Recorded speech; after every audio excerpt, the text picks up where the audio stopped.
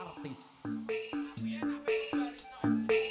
Alah yo susuk 15 wis tak siapke kok.